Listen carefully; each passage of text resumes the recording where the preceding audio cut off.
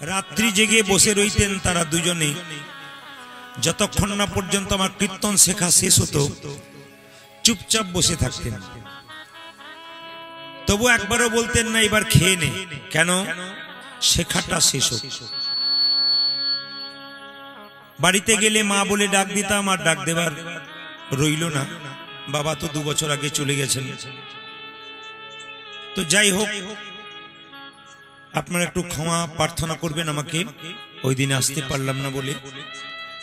এই হরিবাসর হচ্ছে শান্তির জায়গা। এখানে যদি চুপচাপ কেউ মন শান্তি করে বসতে পারেন, সারা বছর তার মনে শান্তি থাকবে। আর এই জায়গাতে এসেও যদি কোনো ব্যক্তি বা কোনো মাতৃদেবী যদি আপনারা চঞ্চলতা করেন, অস্থিরতা করেন, সারা বছর আপনাদের মন চঞ্চলই থেকে যাবে। এই জন্য ভগবানের নাম যেখানে হয়, নামই সেখানে আসে। নাম আর নামের মধ্যে কোনো তফাৎ নেই। ভগবান বললেন যেখানে যেখানে হয় আমার নাম সংকীর্তন, সেথায় নিত্য নবদ্বীপ, নিত্য বৃন্দাবন। টাকা খরচ করে বৃন্দাবনে যাচ্ছেন, যদি কারো সামর্থ্য না থাকে, তবে এই জায়গায় বসলে আপনার নবদ্বীপ তথা বৃন্দাবন ধাম আশা হয়ে যায়। ভগবান বলেছেন নাহং তিষ্ঠামি বৈকুণ্ঠে জগিনাং হৃদয় নাচ মদ ভক্ত যত্র গায়ন্তি তত্র তিষ্ঠামি নারদ। ওগো নারদ, আমি যোগী হৃদে থাকি না, আমি বৈকুণ্ঠে থাকি না, যেখানে আমার ভক্তরা বসে বসে আমার গুণগান শোনেন, আমি সেই জায়গাতেই থাকি। এটা আমার কথা নয়, ভগবানের কথা। এই জন্য আপনাদের কাছে নিবেদন রইল, এই ভগবানের লীলা কথা শ্রবণ করার সময় আপনারা কোনো দিকে তাকাবেন না, মন এই দিকে রাখবেন। ভগবান বললেন মন্দিরে কটা আপেল দিলে, কটা লেবু দিলে, ওই দিকে আমি তাকাই না। মন মানা ভাবা, তুমি তোমার মনটা আমাকে দিলে কিনা ওইটা দেখলাম। স্বয়ং মহাপ্রভু নবদ্বীপের পথ দিয়ে চলে যাচ্ছেন, শ্রী গৌরাঙ্গ প্রেমের ঠাকুর যখন যাচ্ছেন, একজন ভক্ত বলছে দেখো দেখো তিনি কে, যিনি যাচ্ছেন রাস্তা দিয়ে। মেদিনীপুরের মাটিতে কাউকে জিজ্ঞেস করতে হয় না আপনারা গুরুমন্ত্র নিয়েছেন কিনা, কিন্তু গুরুমন্ত্রের দুটো দিক আছে, একটা শিক্ষা, একটা দীক্ষা। এখানে যারা কীর্তন শুনতে এসছেন আমার মনে হয় প্রায়জন দীক্ষা নিয়েছেন, শিক্ষা অনেকে নেন নাই। যারা জ্ঞানীজন আছেন তারা শুনবেন, দীক্ষা নেওয়া মানে কৃষ্ণকে জানা, আর শিক্ষা নেওয়া মানে রাধাকে জানা। যারা গুরুমন্ত্র নিয়েছেন, দীক্ষা নিয়েছেন, তারা বলবেন দীক্ষা গুরুকে আমাকে একটা শিক্ষা গুরু বেছে দিন। দীক্ষা তো নিয়ে আনন্দ পাচ্ছেন, শিক্ষা নিয়ে দেখবেন আরো আনন্দ পাবেন। শিক্ষাতে রাধাকে জানা যায়, আর দীক্ষাতে কৃষ্ণকে জানা যায়।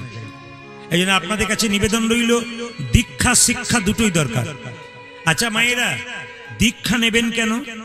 দীক্ষা মানে কি? যারা দীক্ষা নিয়েছেন এই কাজগুলো না করলে দীক্ষা নেওয়া বেকার। খুব মন দিয়ে শুনবেন, যারা যারা দীক্ষা নিয়েছেন হাত তুলতে বলবো না। যদি এই কাজটা সারাদিনের মধ্যে না কাজ করেন তাহলে আপনার দীক্ষা নেওয়া বেকার। আগে জেনে নিন কি কি দীক্ষা মানে কি। দিয়ে খা, স্নান করার পর তুলসী পত্র বাতাসা গোবিন্দের চরণে দিয়ে তারপর আপনি খাবেন, তবে আপনার দীক্ষা নেওয়া সার্থক। সকালবেলায় স্নান করে গোবিন্দকে দিয়ে তারপর খেতে হয়, এরই নাম দীক্ষা।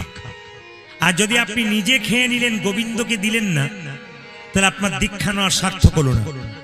মায়েরা, একটা বাচ্চা জন্ম নেবে, কি খাবে একথা আপনারা কেউ ভেবেছেন?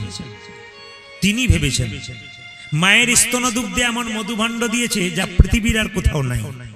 মায়ের দুধটা খুব গরম নয় যাতে বাচ্চার জিভটা পুড়ে যাবে, মায়ের দুধটা খুব ঠান্ডা নয় যাতে বাচ্চার সর্দি লেগে যাবে, মায়ের দুধটা খুব টক নয় যাতে বাচ্চার অম্ল হয়ে যাবে। তিনি এত সুন্দর তৈরি করে আমাদের পাঠিয়েছেন, যিনি আমাদের জন্য এত কিছু দিলেন, নদীতে জল, গাছে ফল, তিনি আমাদের জন্য এত কিছু দিলেন। বিচার করুন আমরা তার জন্য কি করলাম। যদি করেন পরে আবার আসার সুযোগ থাকবে, আর যদি না করেন তাহলে আসবেন, কিন্তু এই যেভাবে এসেছেন মানুষ কুলে, ওই কুলে আর আসবেন না, অন্য কুলে জন্ম হবে। এই জন্য মায়েদেরকে একটা সুন্দর কথা বলে যায়, দীক্ষা মন্ত্র যখন ভজন করবেন, যে আসনের উপরে বসবেন, খুব মন দিয়ে শুনবেন কথাগুলো, যে আসনের উপরে বসবেন মন্ত্র ভজন করার পর আসনটাকে নিয়ে যখন উঠাবেন, আসনের তলাতে একটু জল ছিটিয়ে দেবেন। কেন বলুন তো? যে মন্ত্রটা আপনি ভজন করলেন ওটা ইন্দ্রদেব চুরি করে নিতে পারে যদি আসনের নিচে একটু জল ছিটিয়ে না দিন। খুব মাথায় রাখবেন, আসনটা তুলবেন, তোলার পর একটু জল ছিটিয়ে দেবেন আসনটার নিচে যেখানে বসেছিলেন, তবে দীক্ষা নেওয়া সার্থক। তাহলে ভগবানকে দিয়ে যে খায় তার দীক্ষা নেওয়া সার্থক। আর দীক্ষা মানে কি মা? দেখা। যখন আমার জন্ম হয়েছিল তখন দুটো চোখ ছিল, একটা ডান চোখ একটা বাম চোখ, কিন্তু আর একটা চোখ গুরুদেবের কাছ থেকে পেলাম, ওটার নাম জ্ঞান চক্ষু। আমি আপনাদের বলতে চাই, গুরু করবেন করবেন কিন্তু যাকে তাকে করবেন না। কেন বলুন তো? গুরু মানে আপনার জীবনে চলার পথটাকে সুন্দর করে শেখাবে। আপনি তার কাছে বসলে সংসারের খবর তিনি বলবেন না, তিনি বলবেন কোন পথে চললে তোমার সুখ শান্তি আসবে। তিনি আপনাকে বলবেন না তোর গুরু মায়ের কোমরের ব্যথা পয়সা দে, তিনি বলবেন না আমার শরীর খারাপ কিছু দিয়ে দে, এসব তিনি বলবেন না। বাবা যদি মেয়ের বাড়ি আসে বা ছেলের বাড়ি আসে, সে তো মেয়ে বিচার করে বাবাকে দেবে, কারণ বাবা তো আমার, আপনি যা দেবেন তাতেই খুশি, কিন্তু চাইবে না, আপনার মঙ্গল চাইবে। আপনি ধর্মীয় বিষয়ে দু চারটা কথা জিজ্ঞেস করবেন, উনি যদি উত্তর না দিতে পারেন তবে কিসের গুরু? উনি তো আপনাকে জানাবেন কোন পথে গেলে আপনার গোবিন্দ ভজনের পথটা পরিষ্কার হবে। এই জন্য গুরু করতে হয়। কেন না? গুরু যাকে তাকে করা চলবে না। আপনি আপনার মেয়েকে টিউশন দিয়েছেন, ছেলেকে টিউশন দিয়েছেন, পাকা মাস্টার দেবেন তো ছেলে পাস করবে, আর কাঁচা ফাঁকিবাজ মাস্টার দেবেন তো আপনার ছেলে নিতাই গৌর হরি বল হবে। এই জন্য আপনি যদি গুরু করেন, এমন গুরু করবেন যেন আধ্যাত্মিক চেতনা, ধর্ম সম্বন্ধে তার জ্ঞান থাকে। কোন একটা প্রশ্ন করলে আপনার সহজ পথটা বলে দেয়, ইনি হচ্ছেন গুরু। এই জন্য স্বামী বিবেকানন্দ বিচার করে করে গুরু করেছিল, যাকে তাকে করে না। যেমন রামকৃষ্ণ দেব কথায় কথায় বলতো, টাকা মাটি মাটি টাকা, টাকা মাটি মাটি টাকা, টাকা মাটি মাটি টাকা। আপনারা হয়তো জানেন যে ঠাকুরের বিছানার তলায় একটা টাকা ভরে দিয়েছিল, ঠাকুর দেখতে পায় নাই। ঠাকুর যেই না শুয়ে দিয়েছে বিছানায়, ওরে জ্বলে গেল রে, জ্বলে গেল রে, আমার শরীরটা জ্বলে গেল রে। তার মানে কি? প্রমাণ পেয়ে গেলেন যে ঠাকুর সত্যি পরমহংসদেব। মায়েরা, মহাপুরুষরা পৃথিবীতে আসে কেন? আমাদের জ্ঞান দেবার জন্য। আপনারা কীর্তন শুনতে এসছেন কেন? আপনাদের জীবনের পথটাকে সুন্দর করার জন্য। যতক্ষণ বসবেন আপনারা নিজেরা বসবেন তা নয়, আমি সমস্ত হিন্দু জাতির কাছে নিবেদন রইল, সবাই মিলে বসবেন, বাচ্চাদেরকে নিয়ে আসবেন। আজকে কথা বাচ্চাদেরকে বলবেন না পড়তে বস, কীর্তন শুনে লাভ নেই, বয়সকালে শুনবি, এ কথা বলবেন না। ছেলেকে তৈরি করুন ধর্মের জগতে, দেখবেন ছেলে বিবেকবান হবে। এপিজে আব্দুল কালাম বলেছেন, একজন মা হলো 100টা স্কুলের সমান, আর একজন বাবা হলো 100টা শিক্ষকের সমান। ওই জন্য মা বাবা যদি ভালো হয় সন্তান ভালো হবে, আর মা বাবা যদি হরিনাম সংকীর্তন না শোনে বাচ্চা কোনো মতেই ভালো হতে পারে না। তাই মহাপ্রভু কি করলেন? মা যিনি মহাপ্রভু তিনি কে না? পদকর্তা বললেন ব্রজের বাঁকা শ্যাম এসেছে ব্রজের বাঁকা। পদকর্তা বললেন, যে পরিমাণ ভক্ত হয়েছে একটু জোরে আশা করছিলাম, রাধা রানী কি, শ্যাম সুন্দর কি, মদন মোহন কি, হরি বাসর কি, ঠান্ডা লাগছে কি না? প্রমাণ হয়ে গেল যে আপনারা সব ভুলে গেছেন, সবাই জয় দিচ্ছে। একবার জোরে বলুন, রাধা রানী কি, বাহ, শ্যাম সুন্দর কি, মদন মোহন কি, হরি বাসর কি, সাধুগুরু বৈষ্ণব কি, গৌর ভক্তবৃন্দ কি। আসুন সবার চরণে প্রণাম জানিয়ে নানানন্দেতে ভনে সেই তো সকলি জানে, সর্বসিদ্ধি করতলে।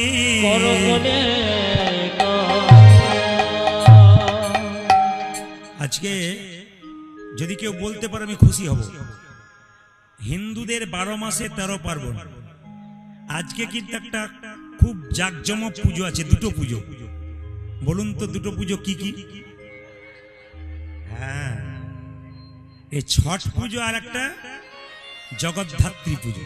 আস্তে তো মায়েরা ছট পুজো করছেন। আমাদের মনে একটা ধারণা ছিল ছট পুজো মানে ঝাড়খণ্ডের মানুষ করে, বিহারিরা করে। এই ছট পুজোটা কিন্তু শুধু বিহারিদের জন্য নয়, এই ছট পুজোটা সমগ্র ভারতবাসীর প্রত্যেকটা সনাতন ধর্মের মানুষের। কেউ জানেন ছট পুজো মানে কোন দেবতার পুজো? ছট পুজো মানে হচ্ছে সূর্য দেবতার পুজো। মাইকম্যান আপনারা সব ভালো করেছেন, মাইক সেটটাও ভালো, কিন্তু মাইকম্যানের জ্ঞান কম। ওর নিজের কান নেই যে এখানে একটা সাউন্ড কম হচ্ছে, একবারে বোঝা যাচ্ছে না কিছু। সবকিছু সাউন্ডটা কিন্তু ভালো, মেশিন একবারে ভালো। যিনি মালিক আছেন তার কাছে আমার নিবেদন রইল, আপনার মেশিন খুব সুন্দর, কিন্তু গাড়ি ভালো হলে হবে না, ড্রাইভারকে ভালো হতে হবে। তো যাই হোক, মানিয়ে মুনিয়ে চলো। হরে কৃষ্ণ। এইদিকে তাকাবেন যে যেখানে আছেন। ছট পুজো মানে মা সূর্য দেবতার পুজো। একটু শুনবেন, এই সূর্য দেবতার 6টা রশ্মি আছে, এই 6টা রশ্মির নাম অনুযায়ী ছট পুজোটা হয়েছে। এই ছট পুজো কিন্তু 6 দিনের পুজো। ছট পুজোটা কদিনের পুজো যদি বলুন? 6 দিনের পুজো।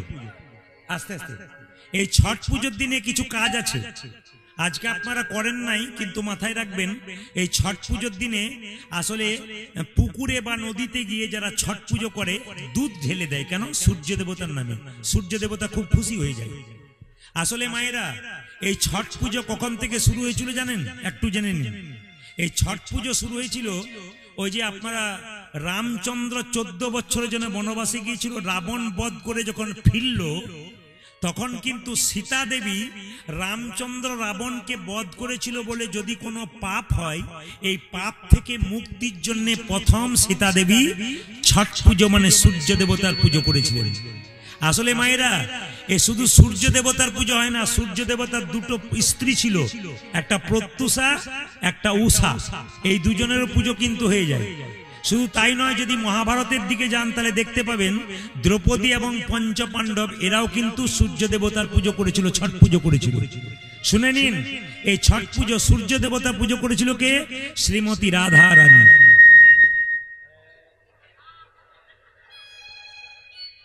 এই জন্য আপনাদের কাছে নিবেদন রইল, আজকে শুধু ছট পুজো তা নয়, আগামী দিনও আছে। আপনাদের কতগুলো কথা বলে যায়, মন দিয়ে শুনবেন। আগামী দিন যদি পারেন আপনারা পুকুর ঘাটে গিয়ে একটু দুধ ঢালবেন, সূর্য দেবতাকে প্রণাম করবেন। মন্ত্র যদি জানেন তো ভালো, আর যদি মন্ত্র না জানেন সূর্যদেবকে নমস্কার করবেন, প্রণাম করবেন। সূর্যদেবের স্ত্রী 2টোর নাম কি বললাম মা? উষা আর প্রত্যুষা। এই উষা প্রত্যুষার নাম যদি আপনারা না জানেন, সূর্যদেবের স্ত্রীর নামে প্রণাম করবেন, দেখবেন সূর্যদেব আপনাদের কৃপা করবেন। এই জন্য আজকে যে লীলাটি আপনাদের শুরু করব, এই লীলাটি আপনারা শুনেছেন, তবু বলে যাই, দেখবেন বিল্লমঙ্গল ঠাকুর অন্ধ হয়ে গেছিল, ভগবানকে ভজন করেছিল। তো মায়েরা, নারী যদি নারীর মতো না হয়, পুরুষ কোনোদিন উঁচুতে উঠতে পারে না। একজন পুরুষ উঁচুতে ওঠার পেছনে নারীর ভূমিকা অনেক থাকে। নারী যদি আনারী হয়, পুরুষ নিচে নেমে যায়, আর নারী যদি নারীর মতো হয়, তবে পুরুষ ওপরে উঠে যায়। এই নারী ছিল কে? পদ্মাবতী। জয়দেবে যাবেন, জয়দেবের পাশে যদি পদ্মাবতী না থাকতো, জয়দেব হতে পারতেন না কবি। রানী চণ্ডীদাস, রানী রজকিনীর মেয়ে হয়ে চণ্ডীদাস ঠাকুরকে ভালোবেসেছিল। একদিন চণ্ডীদাস কি হয়েছিল? পণ্ডিত হয়ে গেছিল, মা কবি হয়ে গেছিল। রামকৃষ্ণদেবের পাশে সারদা মা যদি না থাকতো, তবে রামকৃষ্ণদেব পরমহংস হতো না। ওই জন্য আপনার নারী যদি পুরুষের পাশে না থাকেন ধর্মের ব্যাপারে, কোনোদিন পুরুষ বড় হতে পারে না। এই জন্য স্বামী স্ত্রী যদি কৃষ্ণ ভক্ত হয়ে যান, আমি 100% গ্যারান্টি দিলাম, এ শুধু আপনাদের মঙ্গল হবে তা নয়, আপনাদের বাচ্চারা, পরবর্তী বংশধররা মঙ্গল হবে, ওদের দেখবেন ক্ষমা হবে, গোবিন্দের কাছে কৃপা পাবে। এই জন্য সন্তান সন্ততি যে টাকা রোজগার করবেন, নি ব্যাংকে জমা দেবেন, ভাববেন আমার ছেলে বসে বসে খাবে, আপনি ভুল করছেন। ছেলেকে কৃষ্ণ ভক্ত তৈরি করে যান, আপনার জীবন ধন্য হবে।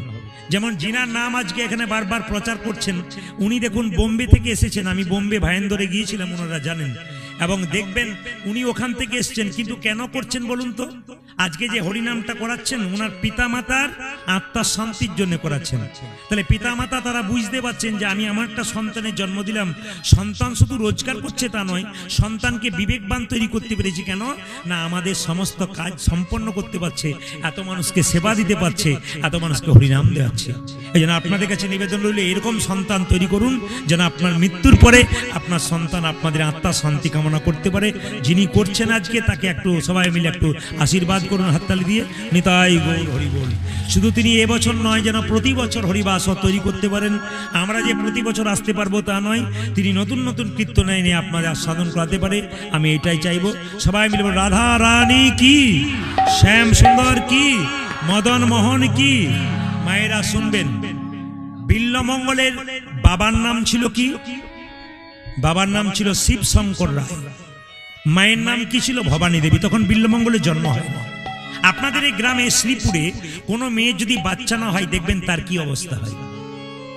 যদি কোনো মাঠে যদি ফসল না হয়, সেই মাঠটার প্রতি মানুষ যেমন ভালো করে দেখে না, অবজ্ঞার চোখে দেখে। এই জগতে কোনো নারী যদি বাচ্চা জন্ম না দিতে পারে, সংসারে কেউ তাকে ভালোবাসে না।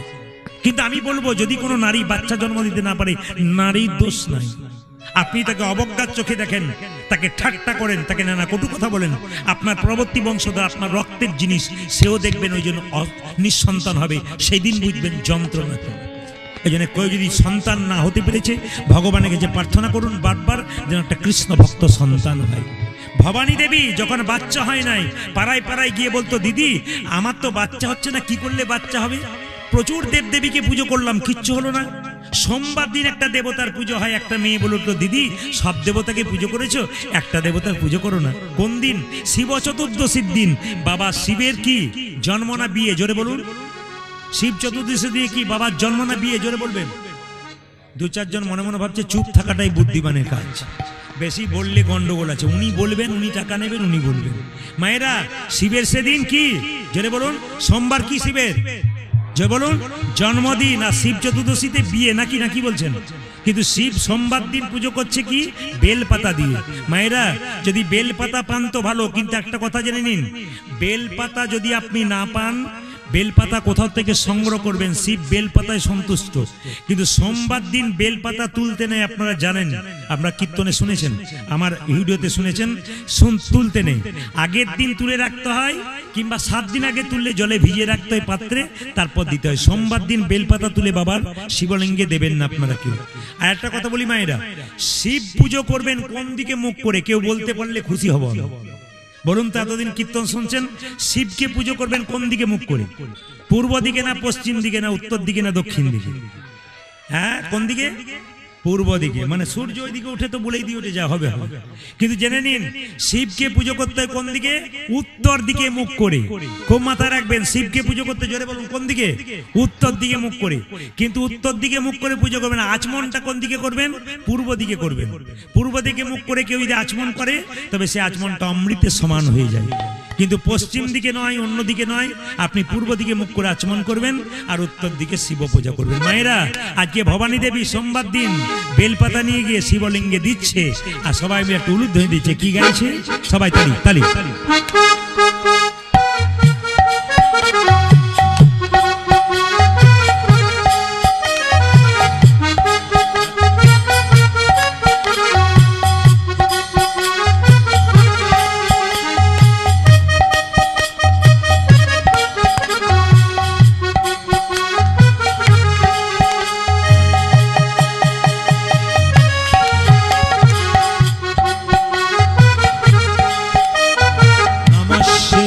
ওই নমঃ শিবাই, নমঃ শিবাই, ওই নমঃ শিবাই। গলায় কাপড় দিয়ে বলছে, নমঃ শিবাই, ওই নমঃ শিবাই, নমঃ শিবাই, ওই নমঃ শিবাই। মন্দিরে গিয়ে গলায় কাপড় দিতে হয় কেন? বৈষ্ণব বাবাজির এখানে কীর্তন শুনতে এসছে, কম বয়সে ছেলে গান শুনতে এসছে, গলায় কাপড়টা আছে কেন? কেন বলুন তো? গলায় কাপড় মানে বিনয়ী ভাব। যত গলায় কাপড় দেবেন বিনয়ী ভাব আসবে। এই জন্য মন্দিরে যখন যাবেন তখন মাথায় রাখতে হবে, গলায় কাপড়টা এরকম করে দিতে হয়, বিনয়ী ভাব আসে। নমঃ শিবাই, ওই নমঃ শিবাই, নমঃ শিবাই, ওই নমঃ শিবাই, নমঃ শিবাই, ওই নমঃ শিবাই, নমঃ শিবাই, নমঃ শিবাই, ওই নমঃ শিবাই, নমঃ শিবাই।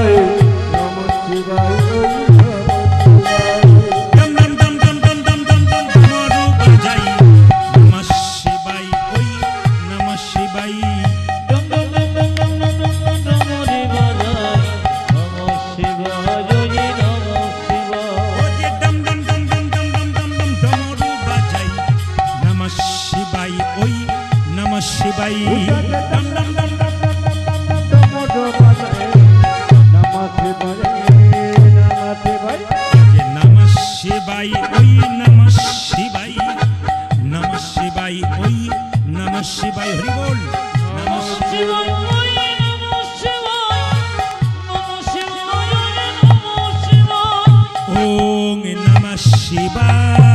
উলুধ্বনি। ওম নমঃ শিবায়, ওম নমঃ শিবায়, ওম নমঃ শিবায়, নমঃ শিবায়, ওই নমঃ শিবায়, নমঃ শিবায়, ওই নমঃ শিবায়, আই নমঃ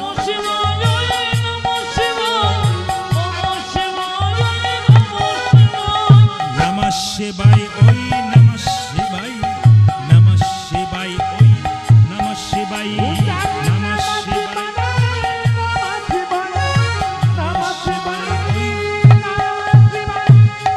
মায়েরা, ভগবানের কাছে ভক্তি ভরে কেউ যদি ডাকতে পারে ভগবান দেয়।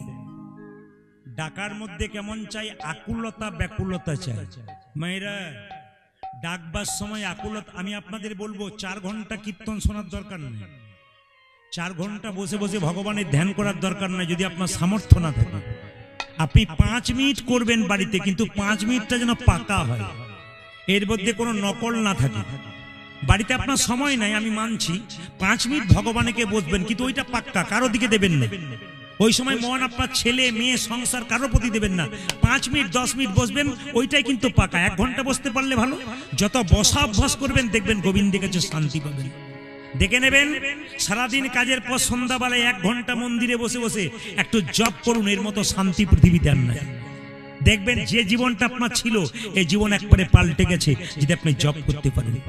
ভক্তি ভরে যেই না বেলপাতাটা দিয়েছে, আঁচলটা পেতেছে, অমনি ভবানী দেবীর আঁচলে বেলপাতাটা পড়ল। মায়েরা, সেই দিন নয়, 1 মাস পর থেকে ভবানী দেবীর গর্ভে সন্তান এলো। কিছু মনে করবেন না মায়েরা, পেটে বাচ্চা থাকাকালীন মায়েদের যেমন আচার হবে, বাচ্চার বিচার সেরকম হবে। আপনারা হয়তো শুনেছেন, পেটে বাচ্চা থাকাকালীন, আমি আপনাদের বলে রাখি, আপনার চলা যেমন হবে বাচ্চার চলা তেমন হবে, আপনার বলা যেমন হবে বাচ্চার বলা তেমন হবে। বিজ্ঞানীরা বলছেন, বাবার চাইতে মায়ের গুণগুলো সবচাইতে বেশি পায় বাচ্চারা। বাবার চাইতে মায়ের গুণ বেশি পায়। কেন বলুন তো?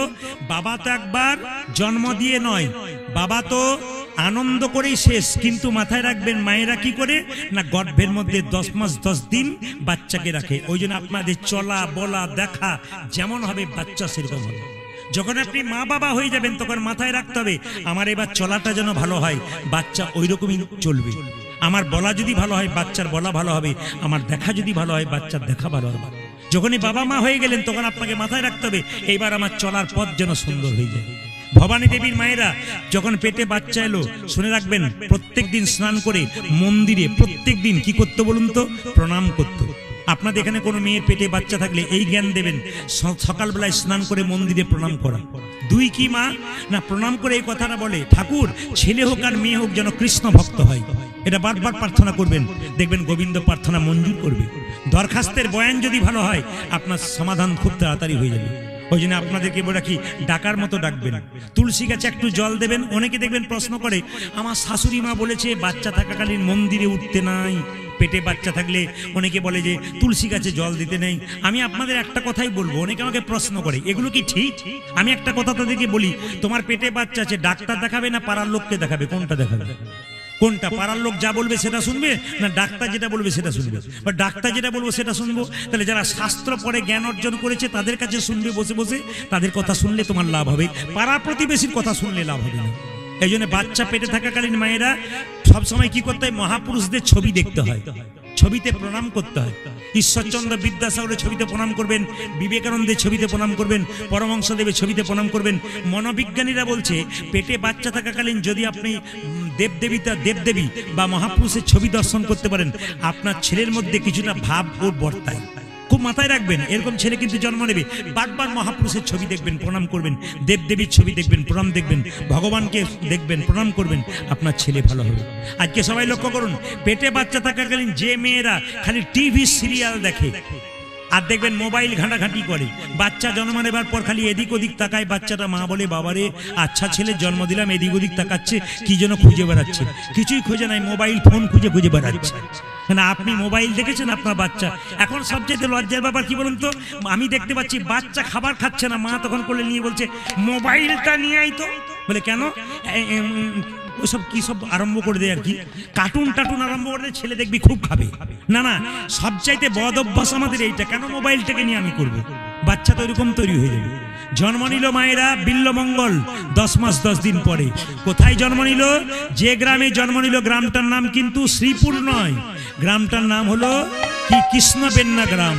আর পাশ দিয়ে একটা নদী পেরিয়ে গেছে, নদীটার নাম কৃষ্ণবেন্না গ্রাম। পদকর্তা বললেন কোথায় জন্ম নিল? আপনাদের গ্রামটার নাম খুব ভালো, শ্রীপুর। শ্রী মানে সুন্দর, সুন্দরপুর। তো এখানে ছেলে মেয়েদের নাম নিশ্চয় আপনারা ভালো ভালো রেখেছেন। গোপাল রেখেছেন, নারায়ণ রেখেছেন, বিষ্ণু রেখেছেন, কৃষ্ণ রেখেছেন, না কি বলছেন? অনেক মায়েরা হাত ইসে রাখে, বলছে ওসব নাম কে রাখে? কে রেখেছে? কি নাম রেখেছেন? সিরিয়াল দেখে দেখে নাম রেখেছে সব। এখন ও মায়েরা, বাচ্চাদের নাম রাখার নিয়মটা শাস্ত্র অনুযায়ী বলি, জন্ম নিয়ে নাম রাখার নিয়ম নয়।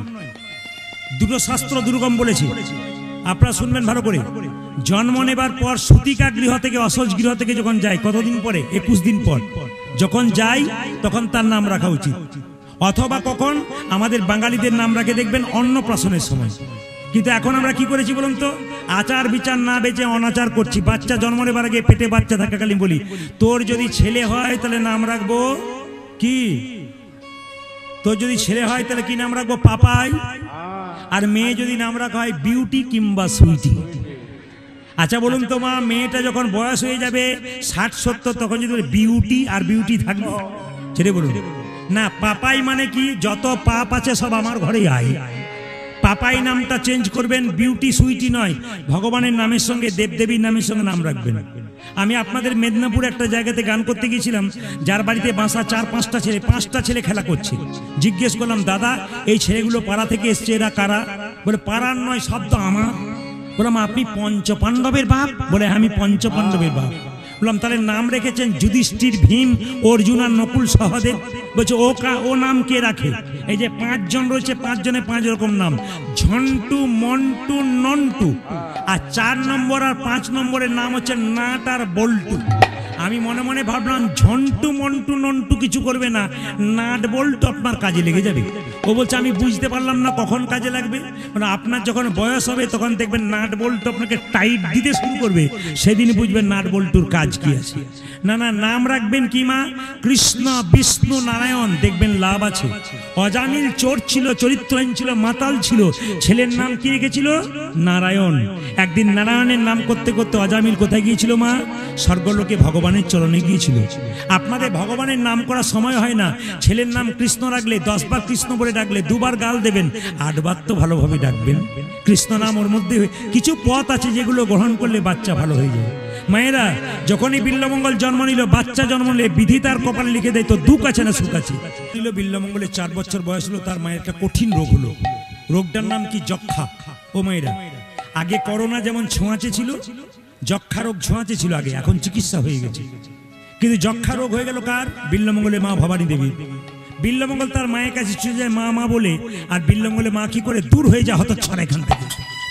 বিল্লমঙ্গল বারবার বুঝতে পারে না, আমার মায়ের কাছে যাই, মা আমাকে তাড়িয়ে দেয় কেন?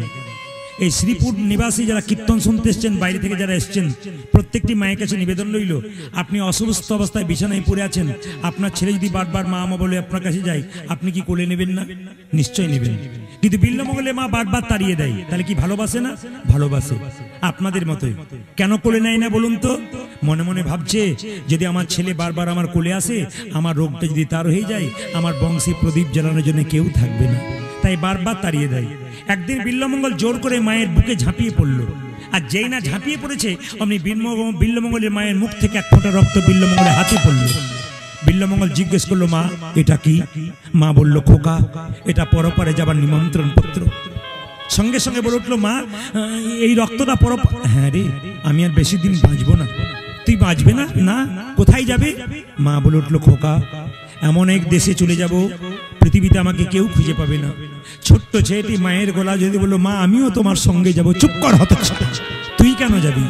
মায়েরা, আপনাদের কাছে নিবেদন রইল, কিছুদিন পরে বিল্লমঙ্গলের মা মারা গেল, যখন তার 5 বছর বয়স হলো। যতজন কীর্তন শুনতে এসছেন, দাদা ভাইরা আছেন, মায়েরা আছেন, আপনাদের কাছে একটাই নিবেদন রইল, পৃথিবীতে মা যে কি জিনিস যতক্ষণ আছেন ততক্ষণ বুঝবেন, অনুভব করতে পারবেন না। যখন চলে যাবে তখন আপনারা বুঝতে পারবেন মা কি জিনিস, বাবা কি জিনিস।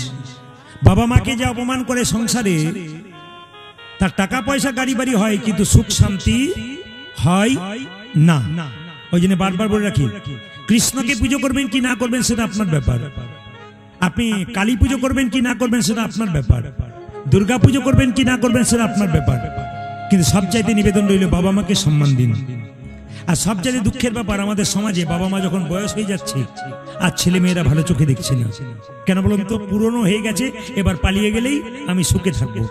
কিন্তু তুমি যাকে পালাচ্ছ, এরকম করে পাঠিয়ে দিচ্ছ, যখন তোমারও বয়স হবে তোমার ছেলেও তোমাকে এরকম করে তাড়িয়ে দেবে। তুমি কি ভাবছো?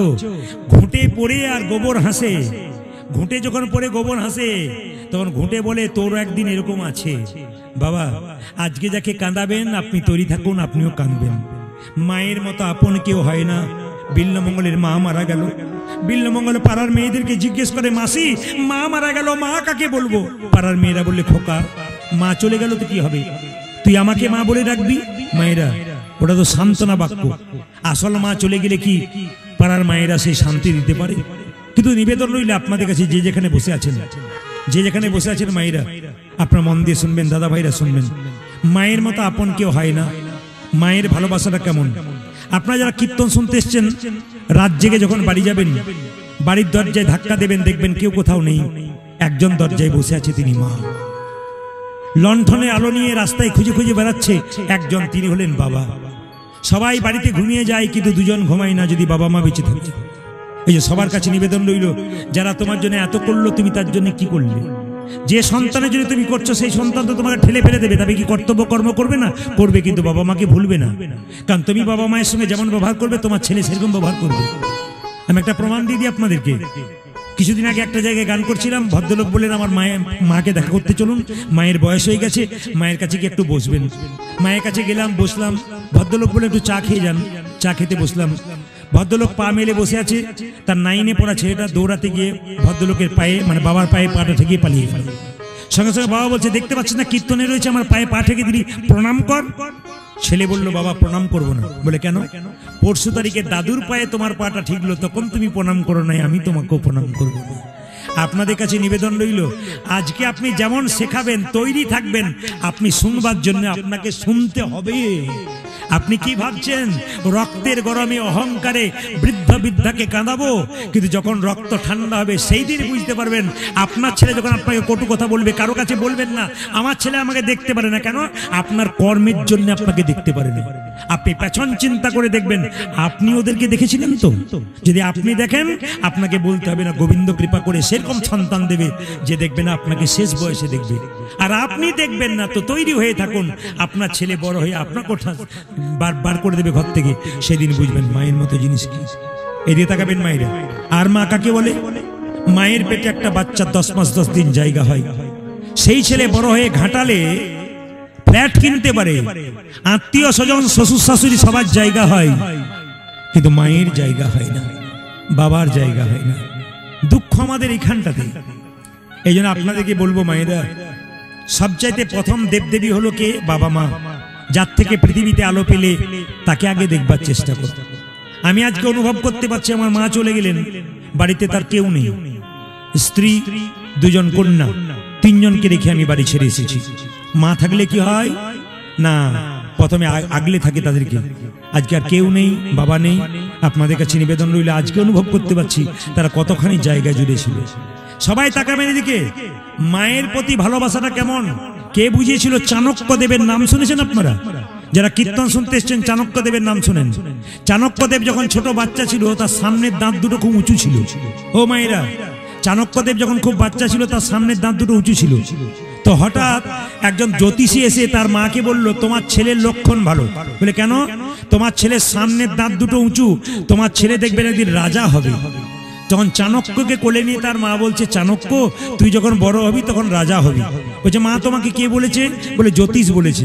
কি করে বুঝলো আমি রাজা হব? তোর দাঁত দুটো সামনের বড়, ওই জন্য তুই রাজা হয়ে যাবি। চাণক্যদেব কি করলো, সামনে একটা পাথরের টুকরো ছিল, তুলে এনে দাঁত দুটো ভেঙে দিল, গড়গড় করে রক্ত বেরোতে লাগলো। মা বলল, বোকা কোথাকার, তুই দাঁত দুটো ভেঙে দিলি? তখন সঙ্গে সঙ্গে বললো, মা দাঁত দুটো থাকলেই তো আমি রাজা হব, আর রাজা হলেই তোমায় ভুলে যাব। আমার দাঁত দুটো ভেঙে দিলাম, আমি রাজা হব না, আমি তোমায় ভুলেও যাব। কত ভালোবাসা দেখুন। বিল্লমঙ্গলের মা যখন মারা গেল, বিল্লমঙ্গল কেঁদে কেঁদে বলল, মা তুমি আমার সবচাইতে আপন, পৃথিবীতে আর কেউ নাই। বিল্লমঙ্গল কান দেখি কে কেমন কীর্তন শুনছেন। বিল্লমঙ্গলে কত বছর বয়সে তার মা মারা গেল জোরে বলুন, একটু জোরে বলবেন। 5 বছর। আচ্ছা বেশ, এইবার বিল্লমঙ্গলে 5 বছর বয়সে মা মারা গেল। একটা কথা বলি, বলুন তো, ছেলের মা যদি মারা যায় তাহলে বাবা ছেলেকে তাড়াতাড়ি মানুষ করতে পারে না বাবা মারা গেলে মা ছেলেকে মানুষ করতে পারে? জোরে বলুন। বাবা মারা গেলে মা মানুষ করতে পারে, বাবা পারে না। এই যে দেখেন, মা যদি মারা যায় বাবা মানুষ করতে পারে না কেন বলুন তো? শাসন করতে গেলে পাড়ার লোকে, ছেলেটা ছোট্ট, তুমি এরকম করে শাসন করছো, তোমার লজ্জা করে না? মা মরা ছিল, কিন্তু বাবা মরে গেলে মা যদি মারে লোকে বলে ঠিক করছে, খালি বদমাইশি। বাবা মরে গেল, মাটা কষ্ট করে আপনাদের সমর্থন করে। শিব শঙ্কর যখন দেখলো ছেলেকে শাসন করতে, যে পাড়ার লোকে বললো, ঠাকুর তোমার লজ্জা করে না? বলে কেন? তোমার ছেলেটার মা মরে গেল, মা মরা ছেলে তুমি মারধর করছো। পাছে লোকে কিছু বলে, শিব শঙ্কর কাঁদে চাপালো ছেলেকে। তার মানে আপনাদেরকে একটা ছোট্ট কথা বলে যায়, এ কথাটা আমার নয়, এটা রামকৃষ্ণ দেবের বাণী। বাচ্চা যখন ছোট থাকে তার মনটা কচি বাঁশের মতো, যেদিকে বাঁকাবেন সেদিকে বাঁকবে, বাঁশ মোটা হয়ে গেলে বাঁকবে না। ও মায়েরা, যা শিক্ষা দেবেন ছোটতেই দেবেন, আর না দেবেন তো নিতাই গৌর হরিবল। আমি একটা প্রমাণ দিয়ে দিই আপনাদেরকে, যে যেখানে বসে শুনছেন মন দিয়ে শুনবেন। আমার পাশের বাড়ি একটা মেয়ে মানে মা তার বাচ্চাকে বলছে, টিফিন বক্সে খাবার দিলাম, নিজে খাবি, কাউকে দিবি না। ছেলে বলল, মা আমার 5 জন বন্ধু আছে, ভাগ করে দেবো। খবরদার, নিজে খাবি, কাউকে দিবি না, দিলে তোর একদিনকে আমরা একদিন। ছেলে ভয়ে ভয়ে দেয়। যেদিন পাড়ার লোকে, পাড়ার ছেলেতে এসে বললো, তোমার ছেলেকে তুমি তো কষ্ট করে খাবার করে দিচ্ছ, পাড়ার ছেলেকে খাইয়ে দেয়, 5 জন বন্ধুকে খাইয়ে দেয়। ছেলেকে তার মা বলছে, কান ধরে উঠবস কর, আমার সামনে বল কি, নিজে খাবি, কাউকে দিবি না। ছেলে বলছে, নিজে খাবো, কাউকে, এই দিকে, নিজে খাবো, কাউকে দেবো না। ছেলে যখন বড় হলো, চাকরি করলো, বিয়ে করলো, নিজে খেলো, বাবা মাকে দিল না। কেন বলুন তো? তৈরি করেছেন তো আপনি তো তৈরি করে দিচ্ছেন, তাহলে আপনি যদি তৈরি করে দেন তাহলে ছেলে সেরকম তৈরি হবে। এইদিকে তাকাবেন মায়েরা। বিল্লমঙ্গলে কথা বললাম, আপনাদের বলে যাই, চাণক্যদেব বললেন ছেলের বাচ্চার মন হচ্ছে কচি। চাণক্যদেব বললেন 5 বছর পর্যন্ত বাচ্চাদের দোষ ধরবেন না। এখানে অনেক 5 বছরের বাচ্চাকে নিয়ে আপনারা কীর্তন শুনতে এসছেন, ছটফট করবে, চঞ্চলতা করবে, থামাবেন কেন? 5 বছর পর্যন্ত বাচ্চাকে কোনো শাসন করবেন না, খেলবে, পড়বে, ভাঙবে, কিচ্ছু বলবেন না। কেন? ওদের তো চঞ্চল মতি। কিন্তু 5 থেকে 15 যখন হয়ে গেল বয়স, তখন কিন্তু ছেলে মেয়েকে শাসনের চোখে রাখবেন। 5 থেকে 15 পর্যন্ত মোবাইল নয়, প্রয়োজনে দেবেন, প্রয়োজনের বাইরে নয়, নইলে ঠকবেন। প্রদীপ পাল কথাগুলো বলে গেল, কানে নেবেন। ছেলে যখন এদিক ওদিক হয়ে যাবে তখন বলবেন, উনি ঠিকই বলেছিলেন, আমি নিজে তৈরি করতে পারি না। ওই যে তৈরি থাকবেন 5 থেকে 15 পর্যন্ত। ছেলে মেয়েকে, এখন তো মোবাইলে পড়াশুনো হয়, যতটুকু হয় ততটুকু দেবেন, বাকি কিন্তু দেবেন না, নইলে কিন্তু আপনি ছেলেকে অন্য পথে নিয়ে যাবেন। পাক্কা কথা, জেনে নিন যে যেখানে বসে আছেন। যখনই ছেলে মেয়ের বয়স 16 পেরিয়ে যাবে, পুত্র মিত্র বদাচরে, তখন বন্ধুর মতো ব্যবহার করবেন, নইলে ছেলে মেয়ে বিগড়ে যাবে। এই জন্য বলে রাখি, বিল্লমঙ্গলকে আদর দিতে দিতে ছেলে বড় হয়ে গেল। একদিন বিল্লমঙ্গল নদীর ওপারে গেল কতগুলো বন্ধুকে নিয়ে। একটা সুন্দরী মেয়ে এসেছে পতিতালয়ে, তার নাম হচ্ছে চিন্তামণি। চিন্তামণির বয়স 16 বছর আর বিল্লমঙ্গলের 20 বছর। মায়েরা, বিল্লমঙ্গল যত সুন্দর দেখতে, চিন্তা তত সুন্দরী দেখতে। দুজনের মধ্যে চোখাচোখি হলো, বিল্লমঙ্গলের সঙ্গে চিন্তার প্রেম হলো। এ প্রেম কিন্তু বাস্তব জগতের প্রেম নয়, এ প্রেম কি প্রেম? আধ্যাত্মিক জগতের প্রেম। যখনই বিল্লমঙ্গল চিন্তাকে দেখলো, পদকর্তা বলল, ছেলে যদি আপনার খারাপ কাজ করে, মেয়ে যদি খারাপ কাজ করে, পাড়ার লোকে কিন্তু আপনার কানে দেবে। খুব মাথায় রাখবেন, তখন লজ্জা আপনার মাথা থাকবে না, লজ্জায় মুখ দেখাতে পারবেন না, সেরকম ছেলে তৈরি করবেন না। বিল্লমঙ্গল প্রত্যেকদিন পতিতালয়ে যায়, পতিতা মেয়ে চিন্তামণির কাছে। পাড়ার লোকেরা ঠাকুরকে বলে, ঠাকুর তুমি পুজো পাঠ করছো, ছেলের দিকে নজর দিয়েছো? বলে কেন? ছেলের বয়স 20, পুজো পাঠ শেখালে না, ব্রাহ্মণের ছেলে, কিছু কাজকর্ম শেখালে না, আর দেখতে পেয়েছো তোমার ছেলে কোথায় যায়? তোমার ছেলে পতিতালয়ে যায়। শোনো ঠাকুর, তোমার ছেলেকে পতিতালয়ে যাওয়া বন্ধ করো, আমাদের ছেলেগুলো মাথা কাটছে। যদি না যাওয়া বন্ধ না করো, তোমার ছেলেকে গ্রাম থেকে তাড়িয়ে দেবো। আচ্ছা বলুন তো, বাবার কাছে ছেলের নামে নালিশ করলে, মায়ের কাছে ছেলের নামে নালিশ করলে, একবার তো মা বাবা ছেলেকে ডাকবেই। বিল্লমঙ্গলকে তার বাবা ডেকে বলল, আচ্ছা বিল্ল, তুই নাকি পতিতালয়ে যাস? মাথা নিচু করে দাঁড়িয়ে আছে। কি ব্যাপার, বলিস না কেন? তুই নাকি বাবা, তুই না ব্রাহ্মণের ছেলে, আর যাবি না বাবা পতিতালে? এই দেখ পাড়ার লোকে আমাকে কত কথা বলে, এই বুড়ো বয়সে আমাকে কলঙ্কের দাগ নিতে হচ্ছে, আমাকে আর তোকে গ্রাম থেকে তাড়িয়ে দেবে, ওটা কি ভালো হবে বাবা? আর যাস না তুই। ছেলে শুনলো এক কথা, বললো এক কানে, বের করলো এক কানে।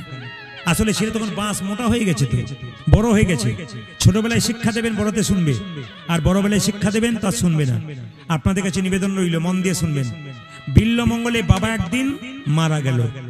আচ্ছা বলুন তো মায়েরা যে এখানে বসে আছেন, আপনাদের শ্রীপুরে কেউ যদি মারা যায়, মরাটাকে দেখেই বুঝে নেবেন স্বর্গে গেল না নরকে গেল। আপনাদের কাছে একটা প্রশ্ন, দেহ মরে না আত্মা মরে? জোরে বলুন, কোনটা মরে? যে ঘুমাচ্ছে সে বলুন। দেহ মরে না আত্মা মরে? দেহটা মরে। শাস্ত্র কি বলল? বাসাংসি জিন্নানি যথা বিহায় নবানি ঘিন্নাতি নরহ পরাণী তথা শরীরানি বিহায় জিন্নন্নানি সংজাতি নবানি দেহি। অনেকে সংস্কৃত ভাষা শুনছে, হাই তুলছে, বলে মানে কি বুঝলাম? মানেটা বুঝিয়ে দিই আপনাদেরকে।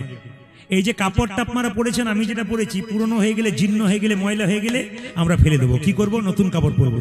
বলুন তো, নতুন কাপড় পরলে আনন্দ হয় না পুরনো কাপড় পরলে আনন্দ হয়? নতুন কাপড় পরলে। তাহলে মানুষ যখন মারা যায় তখন সে তার দেহটাকে ত্যাগ করে আত্মা নতুন দেহে যায়। প্রদীপ পাল যেদিন মারা যাবে তার আত্মা কোথায় যাবে? আপনারা যেদিন মারা যাবেন আপনার আত্মা কোথায় যাবে জেনে নিন। মানুষ কুলে জন্মগ্রহণ করে যে যেমন কর্ম করবে তার সেই রকম জন্ম হবে। আজকে কীর্তন শুনতে এসছেন, কেউ যদি কীর্তনে হরি কথা না ভেবে অন্য কথা ভাবে, আপনার জন্ম কিন্তু অন্য কুলেই হবে। এই জন্য বলে রাখি, মানুষ কুলে জন্ম নিয়ে যে মানুষের মতো কর্ম করে তার মানুষ কুলে জন্ম হয়, মানুষ কুলে জন্মগ্রহণ করে যে পশুর মতো কর্ম করে তার পশু কুলে জন্ম হয়, আর মানুষ কুলে জন্মগ্রহণকে যে মহাপুরুষের মতো কর্ম করে তার আর জন্ম হয় না, গোবিন্দের চরণ প্রাপ্ত হয়। কেন বলুন তো? যে ধানকে সেদ্ধ করে মাটিতে ছড়ানো হয় তার যেমন দ্বিতীয় গাছ হয় না, যে দেহ হরিনামে সিদ্ধ হয়ে যায় তার দ্বিতীয় জন্ম হয় না, গোবিন্দ চরণ প্রাপ্ত হয়ে যায়। জেনে নিন মায়েরা, যে যেখানে বসে আছেন, কেউ যদি মারা যায় তাকে দেখেই বুঝবেন সে স্বর্গে গেল নরকে গেল। কি করে বুঝবেন? আমার দিকে তাকান। আপনাদের শ্রীপুরে কেউ মারা গেল, দেখতে যাবেন, যদি কেউ মৃত্যুর সময় তার মুখটা বিভৎস হয়ে যায়, এদিকে বিভৎস হয়ে যায়, ভয়ঙ্কর হয়ে যায়, বলেন না বাবা রে লোকটা মরেছে গো, 5 দিন ঘুম হয় নাই মুখটা দেখার পর, জানবেন ইনি গেলেন নরকে। আর আপনার মৃত্যুর পর যদি আপনার মুখটা মনে ঘুমাচ্ছে, আহা মরে নাই গো, যেন ঘুমাচ্ছে, জানবেন ইনি গেল স্বর্গে। ওই জন্য জন্ম হোক যথাযথ, কর্ম হোক ভালো, জন্ম যে কুলে হোক, যদি কর্ম যদি ভালো হয় তাহলে দেখবেন আপনি স্বর্গে যাবেন। তাছাড়া একটা কথা বলি, মানুষ মারা গেলে এই শ্রীপুর থেকে যখন বলো হরি বলো হরি বলো হরি যখন নিয়ে যাবে, তখন যদি বলে আহ মেয়েটা খুব ভালো ছিল গো, কৃষ্ণ ভক্ত ছিল, জানবেন ইনি স্বর্গে গেলেন, দশচক্রে ভগবান। আজ আপনার মৃত্যুর পর মেয়েটা খুব বদমাইশ ছিল, লোকটা খুব বদমাইশ ছিল, গেল শান্তি হলো, জানবেন ইনি গেলেন নরকে। জন্মের ওপর নির্ভর নয়, কর্মের ওপর নির্ভর। কর্ম করুন ভালো, আপনার জীবন সুন্দর হবে। এই যে ভাগবত কি বললো দেখুন, আমাদের শরীরে 9টা ছিদ্র আছে, গুনে নিন। 2টো কান, 2 বেশ, 2টো চোখ, 4 2টো নাকের ছিদ্র, 6 একটা মুখের ছিদ্র। কটা হলো? এটা উপর দিকে কটা? 7টা, নিচের দিকে 2টো, পায়ু এবং উপস্থ।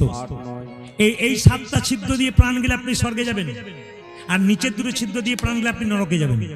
বুঝবো কি করে প্রদীপ বাবু যে 7টা ছিদ্র দিয়ে প্রাণ গেল না নিচের ছিদ্র দিয়ে প্রাণ গেল? আমি আপনাদের বুঝিয়ে দিয়ে যাই। এইদিকে তাকাবেন, কেউ দেখবেন মৃত্যুর সময় তাকিয়ে তাকিয়ে মরে, চোখ দিয়ে প্রাণ গেল। মৃত্যুর সময় হা করে মরে, মুখ দিয়ে প্রাণ গেল। মৃত্যুর সময় কানগুলো মোটা মোটা হয়ে যায়, খসখসে হয়ে যায়, কান দিয়ে প্রাণ গেল। নাকের ফুটো মোটা হয়ে যায়, খসখস হয়ে যায়, ভাগবত বলছে, ওইদিকে প্রাণ গেল। যদি মৃত্যুর সময় কেউ পায়খানা প্রস্রাব করে, নিচের দিকে প্রাণ গেল, আপনি নরকে গেলেন। এই 7টা দরজায় প্রাণ গেলে আপনি স্বর্গে গেলেন। কর্ম ভালো করুন, এই 7টা দরজা দিয়ে প্রাণ যাবে, যে কোনো একটা দরজায়। আর কর্ম খারাপ করুন, পেছন দিকের দরজা দিয়ে আপনার প্রাণ যাবে, আপনি নরকে যাবেন। বিল্লমঙ্গলে বাবা মরে গেল, অসুচ অবস্থায় প্রত্যেকদিন চিন্তার কাছে যায় মায়েরা। অন্য মেয়ে হলে বলতো ভালোই করছো, কিন্তু আজকে চিন্তার কাছে যখন গেছে তখন চিন্তা চিৎকার করে বললো, ঠাকুর তুমি প্রত্যেকদিন অসুচ অবস্থায় আমার কাছে আসো, তোমার লজ্জা করে না? তোমার বাবার কালকে শ্রাদ্ধ, আর তুমি আমার কাছে ছুটে এসেছো, দূর হয়ে যাও তুমি। অন্য মেয়ে হলে কি বলতো, ভালো করছে আসছি, কিন্তু চিন্তামণি কি বললো, তোমার লজ্জা করে না? লোকে কি বলবে তোমাকে? তোমার বাবা মারা গেছে তুমি এখানে আসছো। বিল্লমঙ্গল সঙ্গে সঙ্গে বললো, ঠাকুর আর চিন্তা, ছোটবেলায় আমার মা মারা গেছে, এখন আমার বাবা মারা গেল, আমার আপন বলতে কেউ নাই, তুমি আমার সবচাইতে আপন।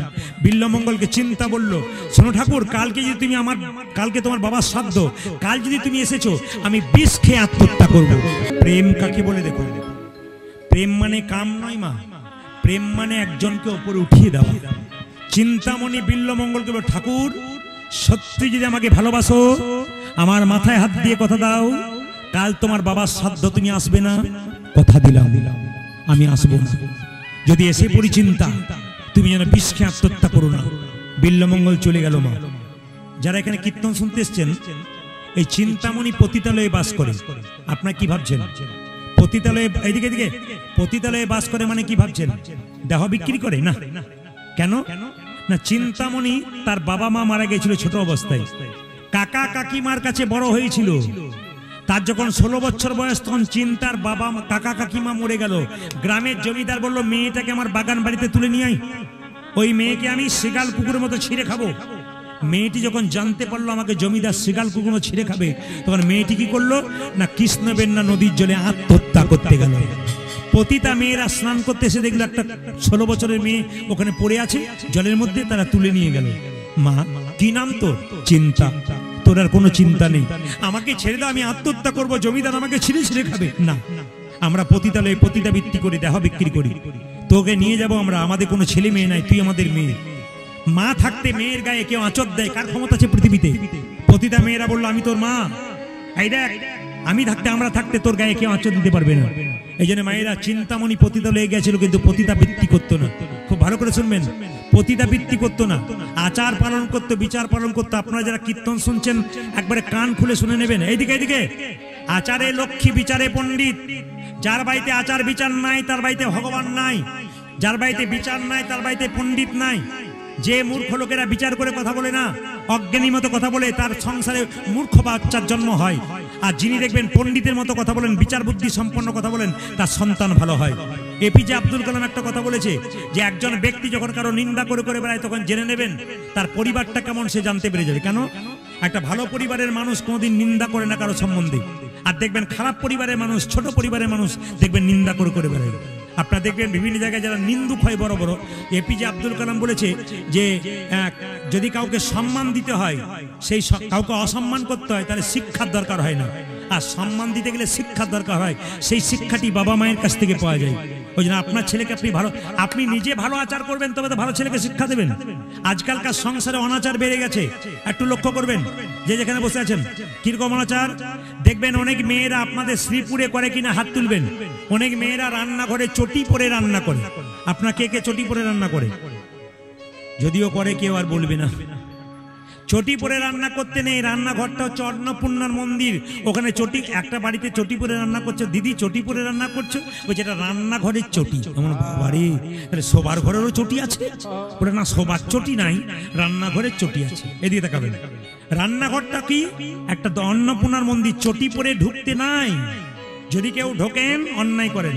এখন দেখবেন বিছানায় বসে বসে খাবার খাচ্ছে, বিছানায় বসে বসে কুকুরকে নিয়ে চুম্বন করছে, কুকুরকে নিয়ে আনন্দ করছে, কুকুরকে নিয়ে গলাগলি করছে, নিজের মা বাবাকে ভালোবাসছে না। আর কুকুরের খাবার দেখলে মাথা খারাপ নিতাই করে। না না, কুকুরকে ভালোবাসতে আমি বারণ করি নাই। আগে দেখুন সকালবেলা উঠে মা বাবা চা পেয়েছে কিনা, আগে চিন্তা করুন মন্দির একবার গেলেন কিনা। অনাচার কেমন দেখুন, এঁটো হাতে ফ্রিজ ধরছে, এঁটো হাতে জলের বোতল ধরছে।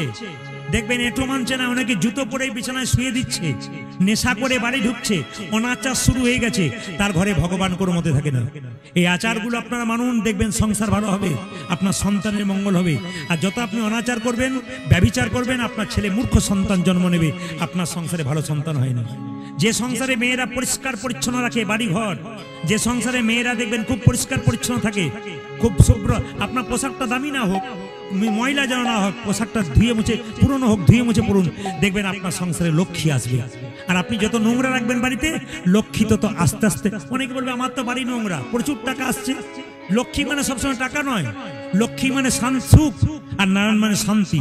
ওই জন্য লক্ষ্মী নারায়ণ একসঙ্গে পুজো করতে হয়, খুব মাথায় রাখবেন। লক্ষ্মী নারায়ণ যদি একসঙ্গে পুজো করা যায়, সুখ আর শান্তি বর্তমান থাকে। চিন্তামণি যখন বললো আর তুমি কালকে আসবে না, বিল্লমঙ্গলে বাবাকে বিল্লমঙ্গলকে শ্রাদ্ধ সারাচ্ছে ব্রাহ্মণ। বল নমো বিষ্ণু নমো বিষ্ণু নমো বিষ্ণু নমো বিষ্ণু নমো বিষ্ণু নমো বিষ্ণু নমো বিষ্ণু নমো বিষ্ণু নমো বিষ্ণু নমো বিষ্ণু নমো বিষ্ণু নমো বিষ্ণু। দেখি তো আপনাদের কার মনে থাকে আচমন করতে হয় কোন দিকে মুখ করে? জেরে বলুন, কোন দিকে মুখ করে আচমন করতে হয়? উত্তর দিকে, পূর্ব দিকে। এই যে আপনারা জেনে নিলেন, খুশি গেলাম। পূর্ব দিকে মুখ করে কি করছে? নমো বিষ্ণু নমো বিষ্ণু নমো বিষ্ণু নমো বিষ্ণু নমো বিষ্ণু নমো বিষ্ণু নমো বিষ্ণু নমো বিষ্ণু নমো বিষ্ণু। ব্রাহ্মণ ভাই চুপ করে আছিস কেন? বল, মুখে বল। বিল্লমঙ্গল বলছে নমো বিষ্ণু নমো বিষ্ণু নমো বিষ্ণু নমো বিষ্ণু নমো চিন্তামণি নমো চিন্তামণি নমো চিন্তামণি নমো চিন্তামণি নমো চিন্তা। রইল তোর বাপের শ্রাদ্ধ, বেটা ভগবানের নাম করছে, চিন্তার নাম করছে। বাবা ব্রাহ্মণ রেগে চলে গেল। বিল্লমঙ্গল সারাদিন উপবাস ছিল। মায়েরা বলবেন উপবাস থাকলে শরীর ফুর্তি থাকে না ক্লান্ত থাকে? জোরে বলবেন, জোরে বলবেন। উপবাস করলে শরীর ফুর্তি থাকে না ক্লান্ত থাকে? অনেকে ভাবছে কোনটা বলবো বুঝে পাচ্ছি না। এই যে দেখেন, উপবাস করলে দেখবেন শেষের দিকে শরীরটা ক্লান্ত হয়ে যায়, ঘুমিয়ে পড়ে। বিল্লমঙ্গল ঘুমিয়ে পড়েছে। রাত্রি 12টার সময় ঘুম থেকে উঠেছে, মনে মনে ভাবলো চিন্তা, আজকে সারাদিন তোমার কাছে যায় নাই, মনে হচ্ছে কতদিন যায় নাই। রাত্রিবেলায় দরজা খুলে যখন বেরোতে যাবে, চমকে গেল। আকাশে প্রচন্ড বজ্রপাত, বৃষ্টি। চিন্তা চিন্তা চিন্তা চিন্তা।